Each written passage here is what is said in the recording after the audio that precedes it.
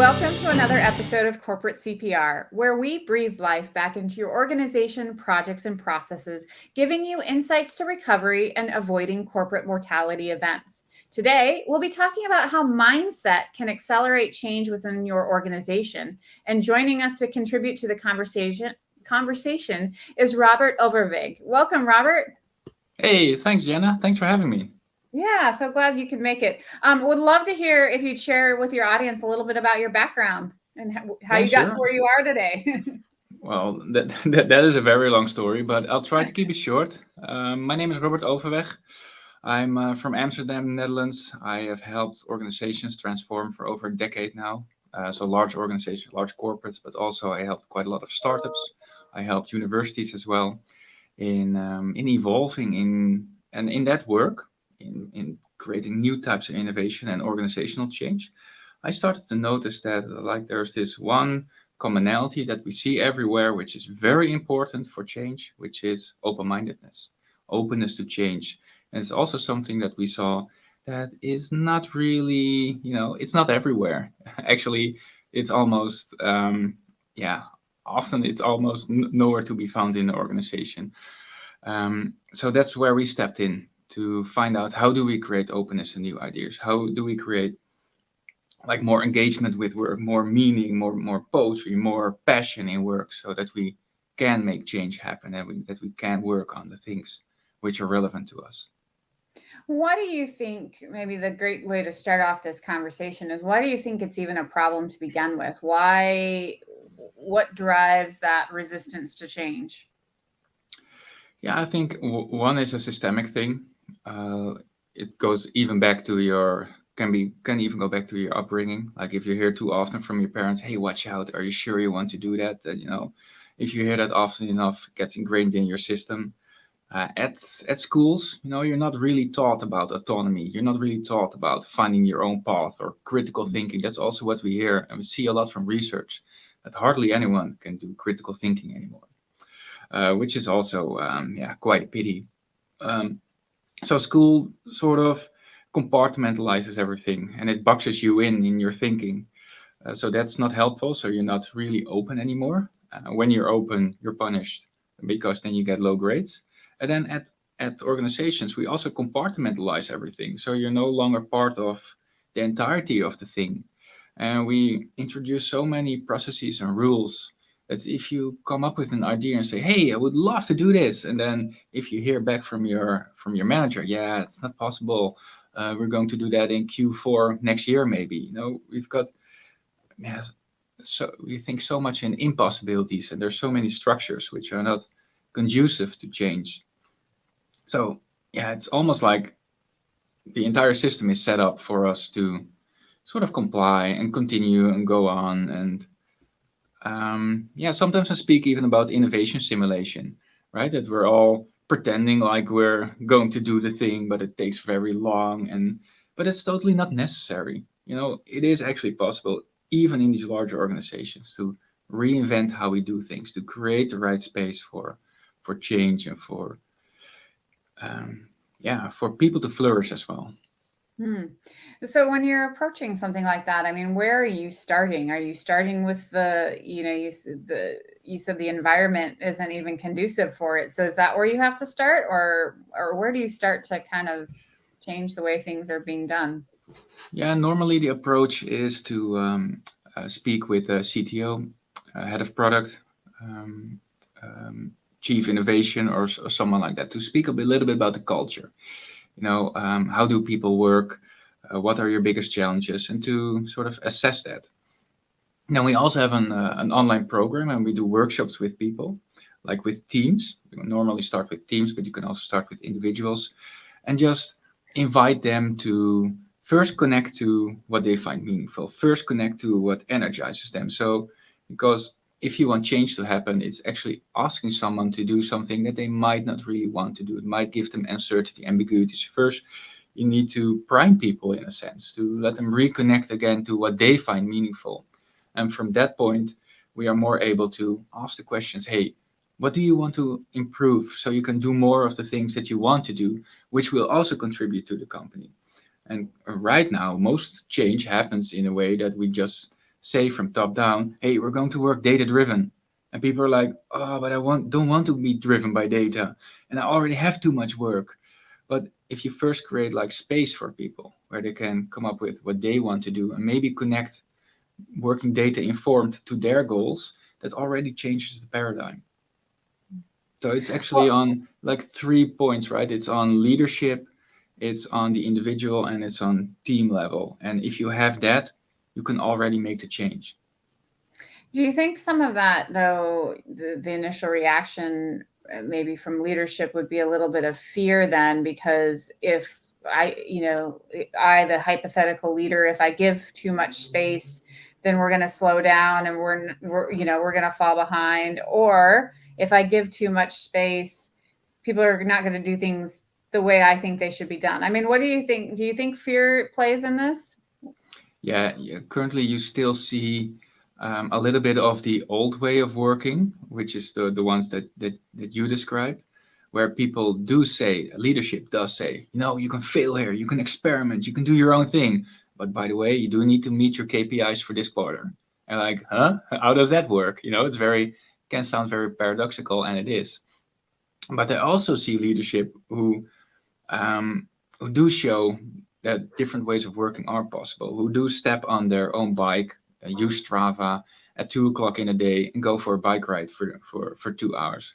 That's like a commercial director of a very large organization. And a lot of people in the organization follow him on Strava and see him like reinvent how he works to create more of this mental space. And you see it actually, Sundar Pichai, from the CEO from Google. He does it in a similar way. He starts his morning just with a regular newspaper, with his tea ritual to create space. Steve Jobs went for very intense long walks with his people, but also on his own to procrastinate, to yeah, extend decision making. And even when you look at like great scientific accomplishments, like the discovery of antibiotics, penicillin, the foundation of artificial intelligence, all of these people had things which sort of took them out of their fixed mindset and took them out of their regular programming. Like they did juggling, they did drawing, they did like all sorts of playful activities. And I think if you put more of that into your life, you will be better able to restructure and re-internalize all the things that you're doing. And you can again create more mental space to also find the big ideas. Because currently we're so focused on, if you're too direct, then you also use a different part of your brain. That's just what the data says as well. Like scientific research says that. And if you are more ambiguous, if you're more floating around, if you have more free floating thoughts, you have a larger part of the brain that you can use. So a lot of things point in the direction that we might need that approach, because the approach that we currently have is mainly burning people out and not really driving innovation. Do you think though, so you were talking about taking time as an individual now to take that space. And I know one of the things I struggle with, and I do, sometimes I try to sit there and just not pick up my phone, not have any electronics on. But on the flip side, there are times where then I feel like I feel guilty because I'm not being productive. So, how do you maybe you talked about a little bit about changing your programming, and that I'm sure a lot of, type A personalities have that type of programming. So how do you kind of Yeah. work on that and disrupt that? Yeah, good question. And indeed, there are different personalities, and for every person, it's a different approach. But often that person also knows what he or she needs. If you really sit down with yourself, and if you critically assess, how am I currently doing? Am I feeling mentally well? Am I happy? Am I truly performing to my fullest potential? If not, why not? You know it from deep down if you just take a little breather. And then we show people like a menu card of all the possibilities that you can do, because often it's very easy to just start with a small hack.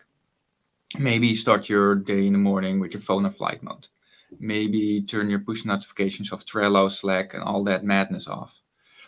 So I do that as well. So I have these high roller, high profile clients, but my phone is always on silent.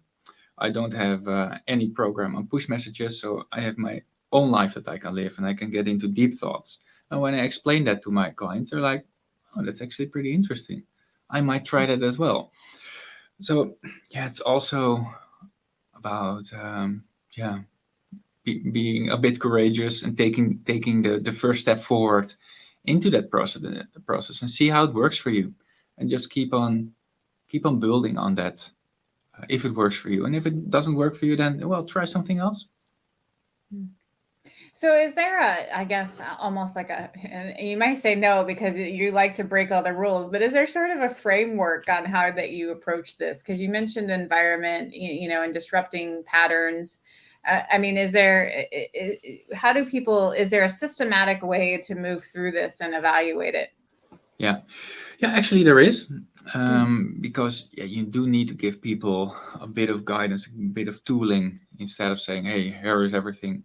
So we divided it into several parts, and I think a few of the most important ones are um, to expand your mind. That is one specific domain. To connect to the things that inspire you, or to connect to the things that have always inspired humanity, like art, poetry, nature, like whatever resonates with you, so you can continue filling the well, so you can continue expanding the mind.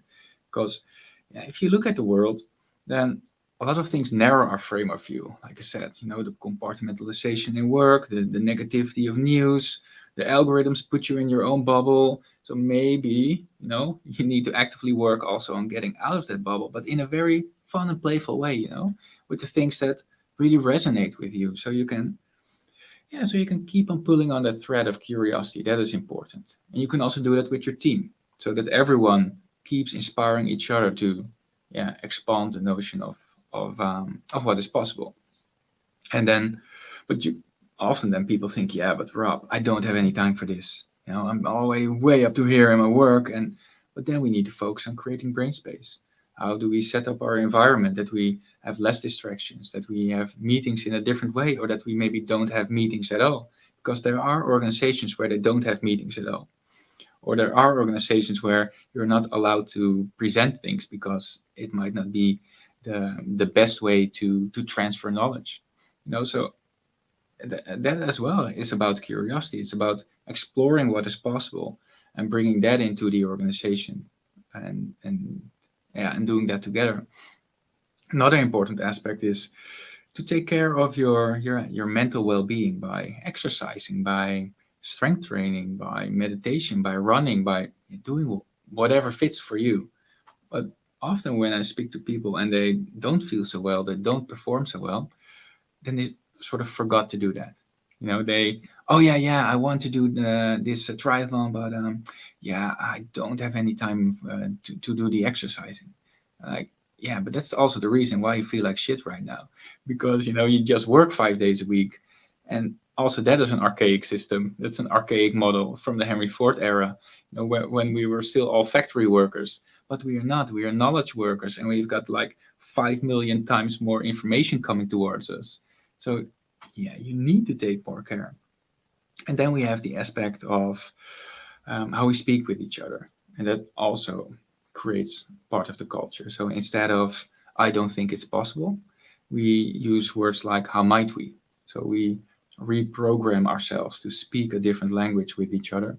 So we create also a different space. And then there are certain modalities how you can choose to work. You can choose to work in flow stage. You can choose to be more playful. You can choose to create more randomness in your work. And all of that combined, that will contribute to more openness, more happiness, more adaptability, more change, better mental well-being. And the beautiful thing is you can just start where you want, where your curiosity draws you or what you think you need. So I'm not going to tell anyone what he or she needs to do. No, it's just this is what is out there, and you can pick up what works for you, and then there's a process to guide you on that journey. It sounds like, then based on what you're saying, is this can be done either individually or at scale. What Talk a little bit about the differences, I guess, there. Yeah, sure. Yeah, so it almost sounds like too logical to mention, but of course you always have like individual, but this individual also acts within a larger group. Each individual has his or her own challenges, like fear of failure, not able to deal with anxiety, not connected too much with what inspires them. But also, every individual has different kinds of things that resonate with him, like different inspiration, different ways of thinking. So you should be conscious of that and make it real, yeah, personalized almost in that sense. So that aspect is personal, but you can also do it in yeah, cohesive team where everyone shares that and where we go on that journey together, which also has personalized elements. So these are often in workshops, and then we have repeating exercises and create like fluid protocols together, which become like the new culture of the company. But we also have an online program where teams or individuals can do this at scale. And we also have an online scan, which is, yeah, in a sense, like a balance and check to see how people are doing based on their inspiration, mental well being, adaptability, and like all of these parameters. And it's just a good thermometer to put into the company to see how we're doing, to know what we could focus on. And yeah, and then there are just different ways forward. Well, you can start with a small team. For other organizations, we're starting with a festival of imagination, because people have so low energy and so little inspiration, and so many things are pushed into the organization from top down. So first, maybe we need to nurture the soul. First, maybe we need to create space to, yeah, have people be open to new things at all. So yeah, different modalities, different systems. Mm. When you were talking, I started thinking, well, what about the person who is really resistant then? You're getting a team going along and doing this, and it sounds like you have methods for kind of checking in on progress. What about the outlier person who just really stuck in their way? Like, Mm-hmm. Yeah, often you just have. So first we try like the stuff that I just mentioned, and then you, it can also be that we have more personal conversations, like, hey, how are you doing? Um, why are the things happening that are happening? Because often, if you take a few steps in that person's shoes, and for an example, you find out that his wife is sick, or his kids are sick, or he just has too much stress. So there are always reasons why people act in a certain way, and we can blame the people, or we can look at how we can change, yeah, the environment or the protocols that person applies in his or her life. And I always like to look at that. But it can also be that the person is totally not in the right place, mm, because in many yeah, organizational change, yeah, you also need fresh blood. That is mhm. all. That's also part of the fresh energy is often what you need as well. Um, yeah. Yeah, we see that a lot. We help out on a lot of failing projects, and we're asked to come in and help turn around the project. And I've seen many times where the project manager who we take over from was, adequate, but it got to the point where the project was just so far behind, or so many things were going wrong, was that you just literally needed somebody different in there to shake Mhm. things up, to do it, approach it differently with a different mindset. And just that introduction of a new leader can turn around a failing project. Yeah, 100%. Yeah, because people can also have this feeling of innovation fatigue. Oh, here we Mhm. go again. Oh, we're going to dream again, and then nothing happens. That is often what happens in organizations. And yeah, if you're in that mode, then you need a radical change. Mm. You need to do the stuff that we were just talking about. Mhm. Well, if I'm sitting in an executive's shoes, they might be thinking, "Oh, this kind of sounds fluffy," or "Oh, it's well and good, but we got a lot of stuff we just got to get done." So I would love to hear about an anecdote or a story that you have where, by doing this, it made made a difference and helped a company or a team, achieve their goals. Taking the time out to do this actually, go slow to go fast, kind of. Yeah. But honestly, Jana, if people are not ready yet to be open to this, I'm also fine with that. We don't have to work together. If you think that how your company is performing in this way is okay, if all of your people are happy, please continue doing what you're doing. If we could, push them towards the highest potential, help them evolve, make people unstuck. If you're interested in that, if you are also interested in sort of reinventing how we work, put more meaning into work, a little bit of poetry. Yeah. If you're not open to that, then probably we should not work together. But that is okay. So what did we see? We work with Vueling, the innovation team, and even after one session, you saw that the people opened up and that they learned so many things about each other. And one of the testimonials that we got is that it was like the first day that they didn't argue with each other, because people were connecting more. Or with a large beer brewer in the Netherlands. We got a testimonial that we took away uncertainty, that we took away ambiguity, and through a new process of focusing on mindset and on specific tooling, we started to change the organization. We started to change the way of working, and we invited people to come along on that journey. And then you find the willing, and then you create this wave of, in a sense, organizational change, and then you can step back again, because then people will do it on their own. And I think that is the most beautiful thing, if you can create like a self-learning organization where people don't feel like they need to ask for permission. So from leadership, it also takes a bit of courage, to set things up in a different way, because now people will flow more, they will empower more, and they will do more. But it's also a different way of working, of looking, of thinking, of being. Well, how do you think the pandemic has played into this, in the sense that in some ways work and life have blended more together, but in other ways, some people who maybe are a little better at this or have better boundaries or something have created like space in the middle of the day to go out and garden, or so still really productive, but have learned how to maximize, I guess, the opportunities of working at home. What have you seen out of the past couple of years? Yeah, I think you describe it exactly how it is. It's almost like there are two camps. For one, it remained like work, filling your entire day with Teams meetings back to back, not taking care of inspiration, not taking care of mental space, and like beautiful things in life. And these people start to feel that they're burnt out, that they don't have the energy anymore. Because looking at a screen very autistically like the entire day is not so good for your frame of mind.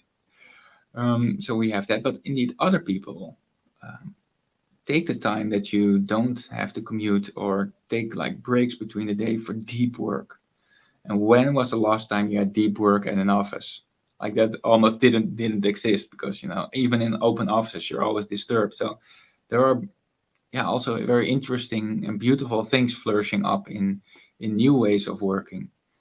It's on almost like two tracks, and would be wonderful if we can also get the people who sort of took the wrong exit and are a bit flustered right now, to give them the tools and show them how it is also possible, how you can make it work for you. What do you think? You mentioned a few things like turning off notifications, working out. What other things, really encompass a life that is creating that space? Like, is it based on routine, or is every day different? Or I think structure is part of it. But at the same time, a little bit of chaos is also part of it. But you can even plan that. Just take time for random stuff. But I think one of our things what makes us unique is to that we use all of the things which are beautiful in the world, from art, poetry, nature, philosophy, technology, science, doesn't really matter, to reprogram your mind. To, in a sense, we brainwash people, but we brainwash them with what works for them, to see more possibilities, to open up doorways in their mind. I think you should do more of that. But most people, they just watch Netflix, and they watch the news, and they read a few articles, and they think that that is life, and that is inspiration, and that is living. Mm. But yeah, I think there is more, and that is what we try to bring into the world, that people Mm. can expand their own perspective and help each other, and you should do that in a very structural way, like maybe even every day 5 minutes of something that expanded your view, that you didn't knew before, or something that gave you like real positive energy, maybe an art piece, maybe a movie, maybe, it doesn't really matter, but sow in the field of your subconscious so you can later on reap like beautiful ideas from it. And those are the things that have always pushed humanity forward. So Mm. it can do the same. It can do the same now.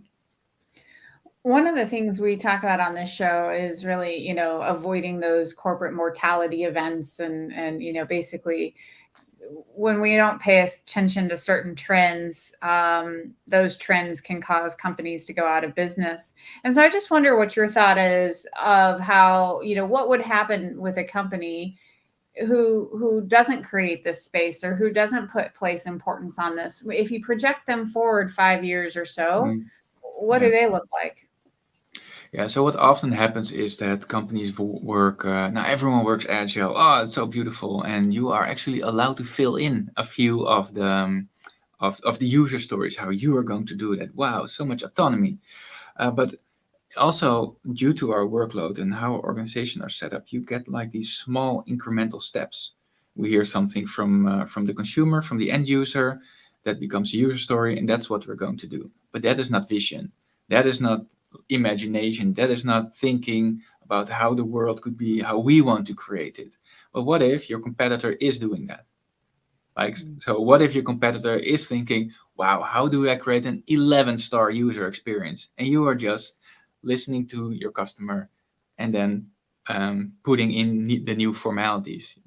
Companies actually have teams in place which are called business as usual. They're the bow teams, and they just do the basics, the boring stuff, and that grinds people down. You need it, right? It's hygiene. You need it. You need that's foundational. But you also need space to explore, and maybe the people from the bow team also have ideas. Maybe they know how to push your company like 10% forward. But Mm. is there space for that? And are they allowed to speak up?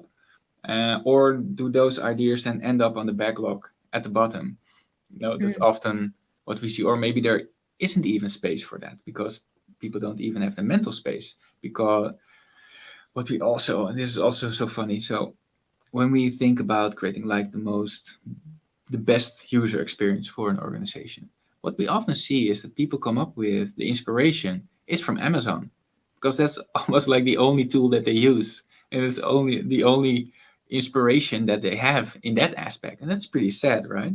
Why aren't we exploring like all over the globe about possibilities, about how humans are moving from transactional to relational? How can we create new communities? How can we better service our customers?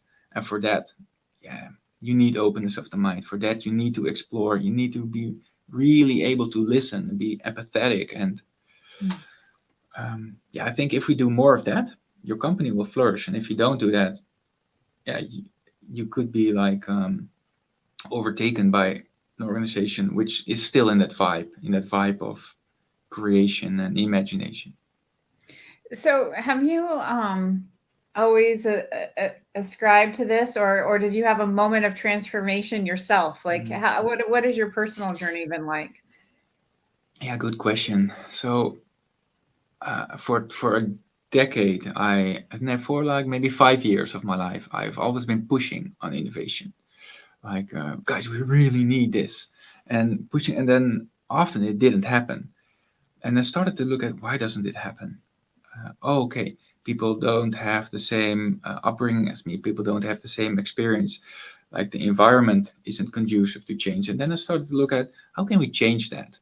And from so it's really putting yourself in the shoes of someone else and seeing what he or she needs to evolve. I started to find out that that is maybe the most fundamental, foundational thing that we could work on. And like I said in the beginning, I saw it everywhere at universities, large organizations, at middle schools. It's rampant everywhere. So yeah, everyone could use like tools to create like a new perspective and to expand the mind. Absolutely. Well, this has been a really interesting conversation. Would love to hear what your 3 things you'd like to leave behind with the audience are. Yeah, yeah. So I don't really want to give like rules, but there are a few exercises which are interesting to. So one we always like to do is think of 5 things which really inspire you, which give you energy. It can be like nature, philosophy, yoga, and just write them down. And then in the second phase, maybe give them a number, a rating from 1 to 10, how important they are to you, and then give them a rating how well integrated they are in your life. And then often you already see like a discrepancy of, oh yeah, I really love yoga and I really love going into nature, but I do it like once a month. And but to have that become more of your foundation and the inspiration to become more of your foundation. And also you can go to our website as well to do a free masterclass on how to filter the noise, how to create more mental space. We give that away for free because also this is part of your foundation. And the last tip would be from me is just take little steps and don't wait for permission, because you wait for permission from other people, and if they are still stuck in their own ways of thinking, yeah, you need to create your own world and you need to create your own momentum, and then you will find other people who also want to join, because your world is just better. It just feels better. It has a better vibe, and people want to be in such a space. Absolutely. Great tips. Would you share with the audience how they can get in touch with you or find out more? Yeah, sure. On www.adaptablemindset.com. And maybe we can put in the show notes also the free masterclass as a service to the listeners. Absolutely. Well, Yeah. thank you so much for your time and your expertise today. Yeah, thanks, Jana. It was lovely to be here. Yeah. And to our audience, until next time, keep your organizations healthy.